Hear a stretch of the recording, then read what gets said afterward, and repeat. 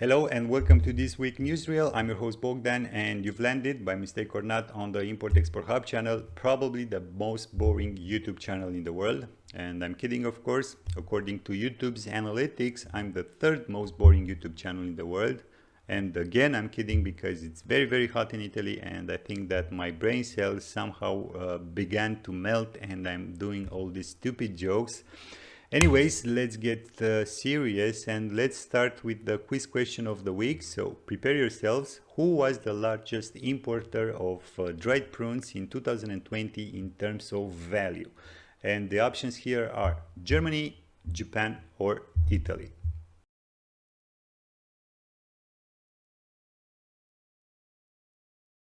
And the correct answer is Germany, with more than $41 million worth of imports. And there you are, guys, another trivia question to brag about with your friends next time. And by the way, if you do this, I am kindly asking you for a favor also. Just push the like and the subscribe buttons in order to please YouTube's algorithm and maybe help this channel grow even more. Anyways, let's dive into the news section, and before I do this, I just want to point out that this video is going to cover 2 weeks worth of news because of supply chain disruption on my side. I have 3 more weeks of holiday, and I want to enjoy the Mediterranean Sea until it boils and evaporates completely with all these record temperatures. And by the way, this will also happen with the next newsreel, as I will cover again 2 weeks worth of news. So basically week 33 and week 34. And with this being said, let's start the newsreel for week 31 and week 32 with the Freightos index, which for week 32 is at $9,568. Which is quite a big correction from last week index. Now, in terms of big movers, we have Europe to South America West Coast lane with a 14% increase, and we have 18% decrease for the North America East Coast to Europe trade lane. For the Trans-Pacific, we have China to North America index at $15,809, while for the index connecting China to North America East Coast, we have $17,584.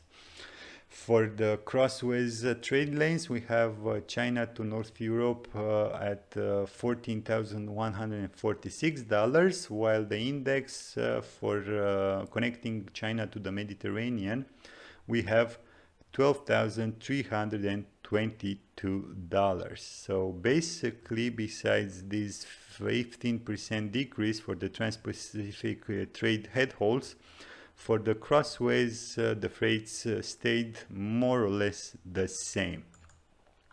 So let's start with what I can say. It was the news of the week 31, and I think the news of the last couple of months, if you ask me, and it covers the $600,000 lawsuit filed with the Federal Maritime Commission by MSC Industries, which is a family-owned home furnishings company who claims that MSC, along with Costco, failed to meet contractual obligations in violation of the 1984 U.S. Shipping Act. And unfortunately, I can't say from this article if this is for an ongoing contract or MSC Industries was at the negotiation table with the ocean carriers and was told by them that they can't provide the same volumes as per the previous contract. It's quite unclear for me from this article. And guys, I'm not going to get through the entire article. You have the link in the description down below. But if this is true, there are indeed some good arguments coming from MSC Industries. And I am not a law expert, but for sure it's worth following up this case. And as soon as I have new information, rest assured that I will follow up with you. Anyway, what I found also interesting and at the same time quite sad, it seems that the current legislation in the US prevents shippers from entering into a powerful class action agreement that would possibly bring forward other complainants. And here you see the perfect lobbying effect of the World Shipping Council. They've practically surrounded themselves with moats in order to prevent this kind of class action lawsuits. And sorry, I don't get it. The US legislation allows class action suits in respect with the pharma industry and other big players in the US economy, but not with the ocean carriers. This is something that doesn't add up. And come on, Mr. Maffei, I think that you know what to do with the next legislative proposal. Anyways, I think it's fair enough to provide MSC point of view on this topic, and as you would have expected, they seemed shocked by the allegations. But what is more worrying is the fact that MSC, and I quote here, is also reviewing whether, when viewed against the true facts, any of the allegations amount to defamation, unquote, which is a reasonably good tactic in order to save the appearances of good and ethical business relation. I don't know, pretending to be appalled by these allegations, but also this is a very, very good tactic to scare off your adversary. Anyway, this is my, at least this is my opinion. I'm not sure if this is because I watched too much Suits, but if you ask me, this lawsuit will be settled silently and everybody will be happy. And by the way, guys, do you remember how the Freightos index for the Trans-Pacific head haul dropped 15% on week 32? Well, if you ask me, I think that the story somehow influenced those 15% downfall. And again, maybe it's just me. I might be overly naive. I don't know. But until I'm proved otherwise, I stick to what my common sense is telling me. And I really think that the fall was influenced by this lawsuit. Anyways, as I've told you, as soon as I have new information available, I will follow up on you, rest assured. Okay, so my next news, it's about the ocean carriers, and it's an interview done with Lars Jensen from Vespucci Maritime, who is a former Maersk executive and considered one of the leading authorities on the container shipping. And he's very, very active on LinkedIn.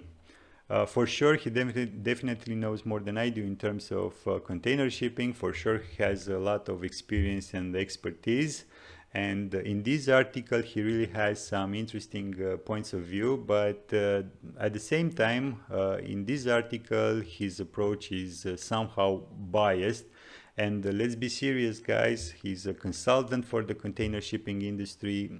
He can't speak bad about them. He didn't cover topics like naval gigantism and the problems incurred by the ports, the terminals, the crane operators, the truck drivers, and other stakeholders involved. He didn't cover a very important topic, if you ask me, which is the vertical integration of the ocean carriers.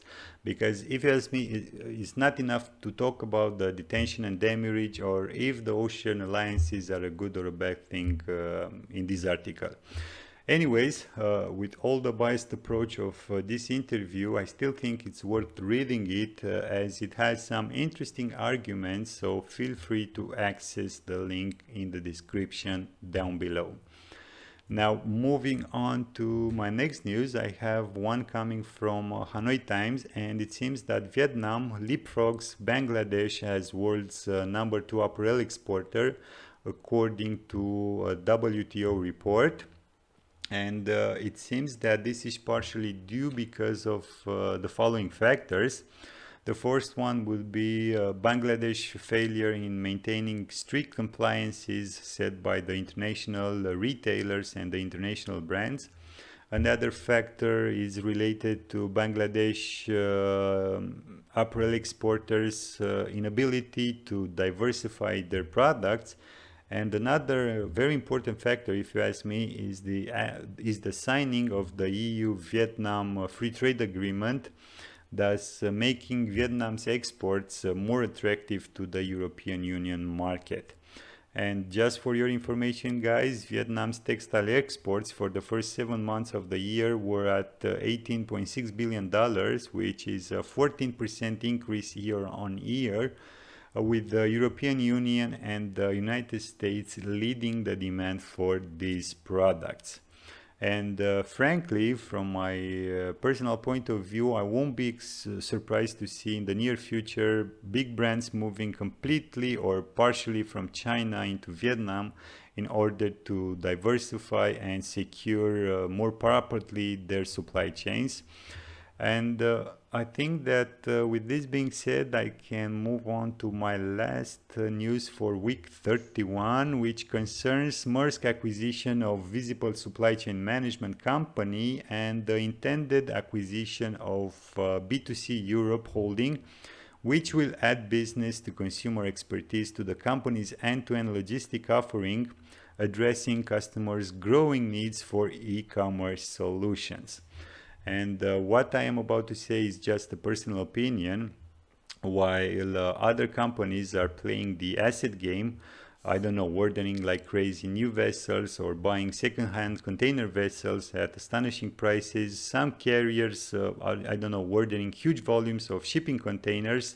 Maersk somehow detaches itself from this visceral asset shopping spree and looks forward well into the future of customer needs and wants. And guys, I've said it before, Maersk for me is the trendsetter in the container shipping world. I don't know, you can see Maersk as the initiator while the rest of the companies are mere imitators.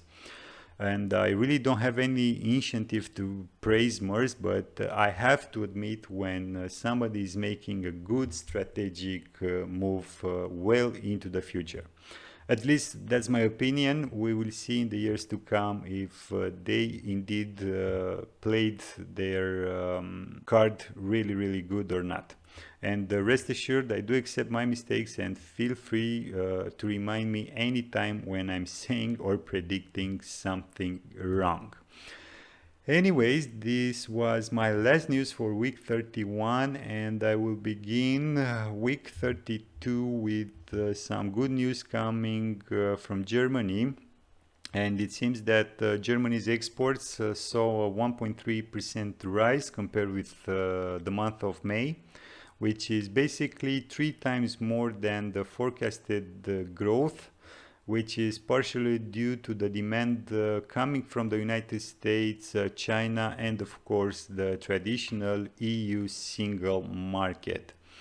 Now, from the Central Bank of Germany point of view, and of course considering that no major setbacks arise, it is expected that the economy will reach pre-pandemic levels at the end of the third quarter, growing 3.7% this year and an additional 5.2% in 2022. So quite good news, especially for the EU economy, as Germany is the engine, if you want, of the growth in the region. And I think that everybody understood by now that with or without COVID, life and business must adapt and move forward. Now, moving on to my next news, I have here a report coming from the US Meat Export Federation, and it seems that the US red meat exports closed the first half of the year on a strong note, according to USDA and the US Meat Export Federation. And just for your example, you have in June, the beef exports totaled 112,249 metric tons, up 42% from a year ago, while the pork exports reached 238,935 metric tons, which is up 15% from a year ago. So the idea is that if you're in this kind of business, I highly recommend you to read the report. I find it very useful and it has lots of information, statistics and insights. So I won't cover more about this report, and I will move on to my last news for this week, and we stay again in the United States, as the scrap paper exports jumped 21% in the first half of the year, with a spike of exports towards India and Thailand. There were also other major importers of US scrap paper. We have Mexico, Vietnam, Taiwan, Canada, South Korea, Malaysia, or Indonesia. So guys, especially those based in the United States, if you're looking for a new business venture, try to think at recovering fiber, collecting and pulping it, and then exporting it elsewhere for the final product manufacturing. It's a relatively new business model according to this article, so why not trying to get more information about this type of business? It's good for the environment. The United States are a large supplier of used paper, and I really think that this kind of business suits the small and medium entrepreneurs. And with this being said, guys, my time is up. I really hope that you've enjoyed this episode.